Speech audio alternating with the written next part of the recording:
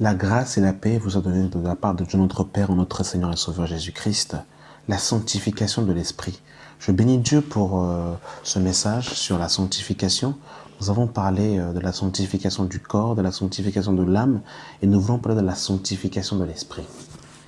La parole de Dieu nous dit dans le livre de 2 Corinthiens chapitre 7, le verset 1. Ayons donc de telles promesses, bien-aimés, purifions-nous de toute souillure de la chair et de l'esprit en achevant notre sanctification dans la crainte de Dieu. Donc, bien-aimés dans le Seigneur, ici, l'apôtre Paul nous parle de la sanctification du corps et de l'esprit. Donc, si Paul nous parle de la sanctification de l'esprit, c'est qu'il peut avoir une souillure. Et au chapitre 6, juste avant, Paul évoque justement, quelque chose de palpable et de concret. Il dit au chapitre 6, au verset 9, « Ne vous mettez pas avec les infidèles sous un joug étranger, car quel rapport y a-t-il entre la justice et l'iniquité, ou quel y a-t-il de commun entre la lumière et les ténèbres? Quel accord y a-t-il entre Christ et Bélial, ou quelle part a le fidèle avec l'infidèle? Quel rapport y a-t-il entre le temple de Dieu et les idoles? Car nous sommes le temple de Dieu, car nous sommes le temple du Dieu vivant, comme Dieu l'a dit, j'habiterai et je marcherai au milieu d'eux. Je serai leur Dieu et ils seront mon peuple. C'est pourquoi sortez du milieu d'eux et séparez-vous, dit le Seigneur. Ne touchez pas à ce qui est impur et je vous accueillerai. Je serai pour vous un père et vous serez pour moi des fils et des filles, dit le Seigneur Tout-Puissant. Donc, bien aimé dans le Seigneur nous met en garde ses enfants qui doit avoir une séparation réelle entre la lumière et les ténèbres, de ne pas se mettre sous un joug étranger. Et on va rentrer un peu plus dans les détails pour voir un peu, quand on parle du joug étranger, il y a des alliances qu'il y a parmi les chrétiens, des alliances qui ne sont pas bonnes. C'est-à-dire que des chrétiens qui vont aller se marier avec des inconvertis. Alors je ne parle pas ici d'un couple qui se sont connus étant païens et que l'un des deux partenaire s'est converti, s'est donné au Seigneur. Je parle réellement ici d'un chrétien qui a à cœur d'aller se mettre avec un inconverti, avec quelqu'un du dehors. Et on voit que la parole de Dieu, nous dit que nous ne devons pas nous mettre avec les gens de l'extérieur, mais nous devons nous mettre avec les gens de dedans. Dans le livre de 1 Corinthiens chapitre 7, à partir du verset 39, la parole de Dieu nous dit: une femme est liée aussi longtemps que son mari est vivant. Mais si le mari meurt, elle est libre de se marier à qui elle veut, seulement que ce soit dans le Seigneur. Seulement que ce soit dans le Seigneur. Donc on voit qu'il y a beaucoup qui se mettent sous un joug étranger parce qu'ils se mettent avec des inconvertis, avec des païens, avec des musulmans, avec des bouddhistes, avec des personnes qui ont en fait une croyance complètement pervertie.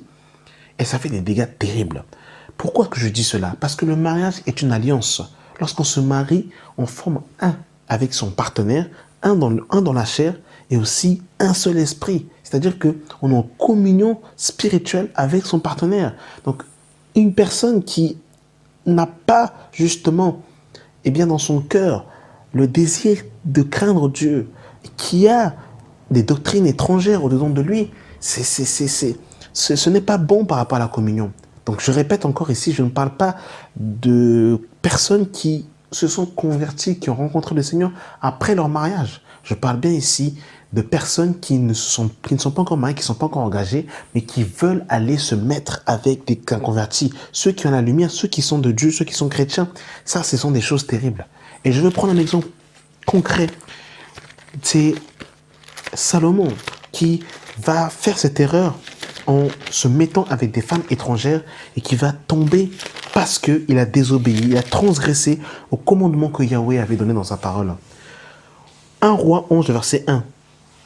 Le roi Salomon aima beaucoup de femmes étrangères, outre la fille de Pharaon, des Ammonites, des Moabites, des Ammonites, des Édomites, des Sidoniens, des Éviens, appartenant aux nations dont l'Éternel avait dit aux enfants d'Israël: vous n'irez point chez elles et elles ne viendront point chez vous. Elles détourneraient certainement vos cœurs du côté de leur Dieu. Ce fut à ces nations que s'attacha Salomon, entraîné par l'amour. Il eut 700 princesses pour femmes et 300 concubines, et ces femmes détournèrent son cœur.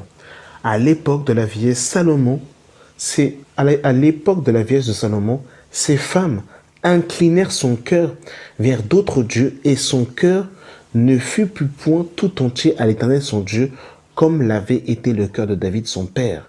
Salomon alla après Astarté, divinité des Sidoniens, après Milcom, l'abomination des Ammonites, et Salomon fit ce qui était mal aux yeux de l'Éternel, et il ne suivit point pleinement l'Éternel comme David son père.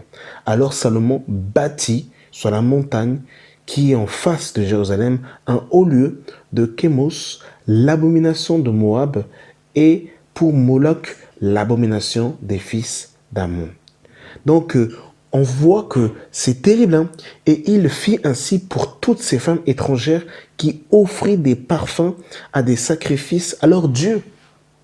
Donc c'est terrible. On voit que l'alliance que Salomon va faire avec ces femmes étrangères va avoir un impact sur sa vie spirituelle, qui va le ramener à une souillure.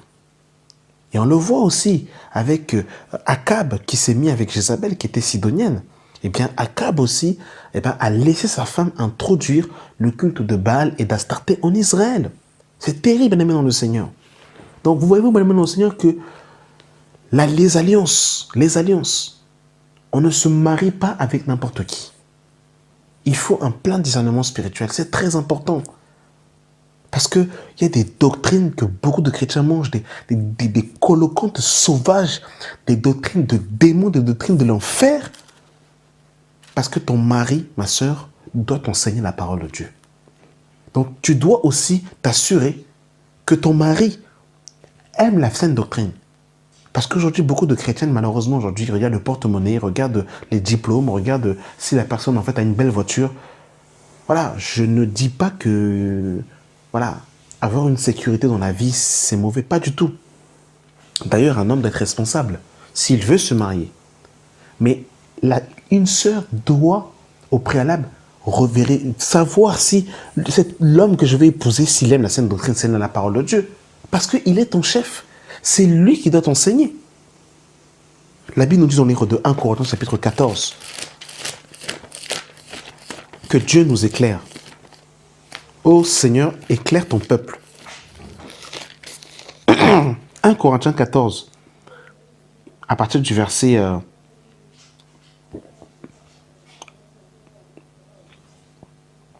34. Que les femmes se taisent dans les assemblées, car il ne leur est pas permis d'y parler, mais qu'elles soient soumises selon que le dit aussi la loi. Si elles veulent s'inscrire sur quelque chose, qu'elles interrogent leur mari à la maison. Donc on voit que les désirs de la femme doivent se tourner vers son mari, selon qu'il est écrit dans Genèse chapitre 3. Et le mari est censé enseigner sa femme, la laver par l'eau de la parole. Donc, ton mari doit aimer la saine doctrine. Il doit aimer la parole de Dieu. Voyez-vous, bien aimé dans le Seigneur? Et Paul est clair. Paul dit que dans les derniers temps, quelques-uns vont abandonner la foi pour s'attacher à des esprits séducteurs et à des doctrines de démons. 1 Timothée 4, le verset 1. Mais l'Esprit dit expressément que dans les derniers temps, quelques-uns abandonneront la foi pour s'attacher à des esprits séducteurs et à des doctrines de démons. Donc il y a des fausses doctrines, des faux enseignements qui ont une inspiration luciférienne, diabolique, démoniaque. C'est terrible, bien aimé dans le Seigneur.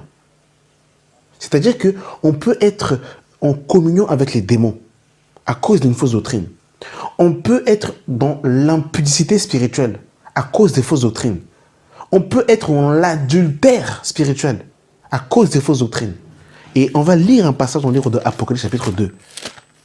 Apocalypse chapitre 2.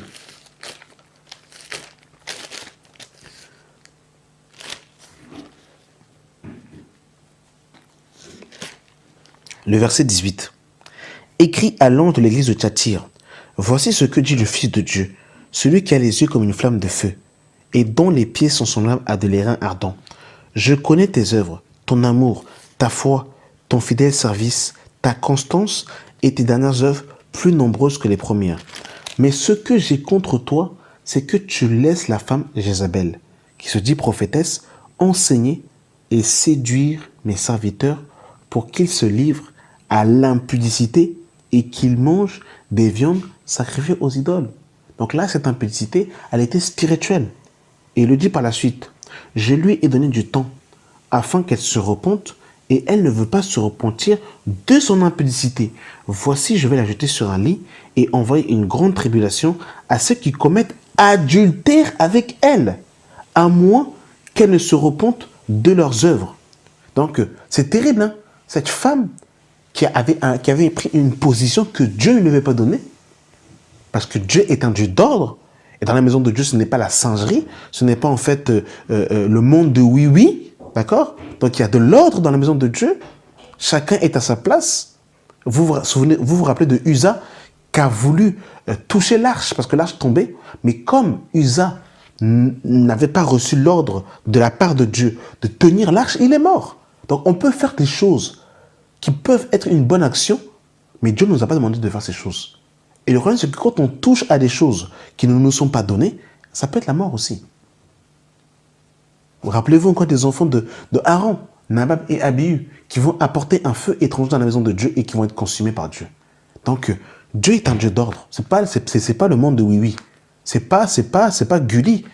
Et c'est ça qui est terrible aujourd'hui, quand on dit en fait que les sœurs doivent être à leur place. Même les frères aussi doivent être à leur place. Parce que dans la maison de Dieu, il y a de l'ordre. Chacun doit être à son poste. Et ici, on le voit ici que cette femme va conduire des enfants de Dieu dans un adultère spirituel. Littéralement, elle va les mettre en communion, avec le monde. Parce que Jacques dira que l'amour du monde, celui qui aime le monde, il est adultère. Donc, ces doctrines étrangères, les éloigner de la communion véritable avec le Seigneur. Vous voyez, bien aimé dans le Seigneur, c'est terrible. Que Dieu éclaire son peuple.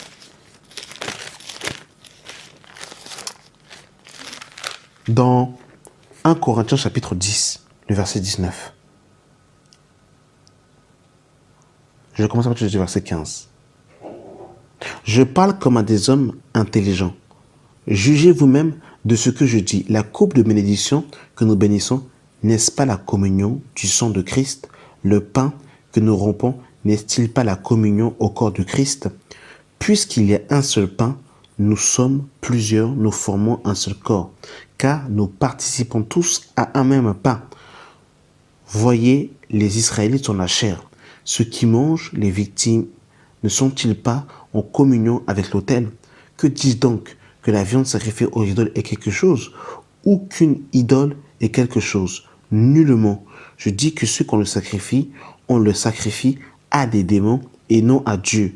Or, je ne veux pas que vous soyez en communion avec les démons. Vous ne pouvez boire la coupe du Seigneur et la coupe des démons.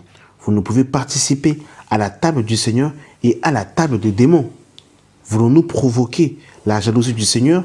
Sommes-nous plus forts que lui? Donc, vous voyez, le Seigneur, Paul parle de deux communions. La communion avec le Seigneur et la communion avec les démons. Et dans beaucoup d'assemblées, je vous dis que beaucoup sont connectés aux démons. Oh, que Dieu éclaire son peuple par sa parole. C'est pour ça, ne donne pas tes oreilles à n'importe qui. N'écoute pas n'importe... Sur Internet, c'est une poubelle, il y a des faux enseignants, il y a beaucoup de saleté. N'écoute pas, ne laisse pas traîner tes oreilles à entendre n'importe quoi. Parce que c'est spirituel, c'est pas un jeu. Il y a une souillure qui peut être là. Ça, des fois, on comprend, on fait des rêves bizarres, tout ça, là. Et des fois, en fait, ce sont des enseignements bizarres, que je vous dis. Des fois, il y a des communions, c'est pas des communions spirituelles. Que Dieu nous aide. Hébreux 13, le verset 9. Ne vous laissez pas entraîner par des doctrines diverses et étrangères, car il est bon que le cœur soit affermi par la grâce et non par des aliments qui n'ont point servi à rien à ceux qui s'y sont attachés. Amen. Voilà, j'ai voulu vraiment nous exhorter à réellement en fait examiner ce que nous entendons, à vraiment en fait veiller à cette communion spirituelle, que nous devons avoir avec le Seigneur, cette sanctification de l'esprit, la sanctification du corps, de l'âme et de l'esprit. Bien-aimés dans le Seigneur, que Dieu éclaire son peuple et que la saine doctrine soit foncée dans notre cœur. Que la grâce et la paix soient avec vous.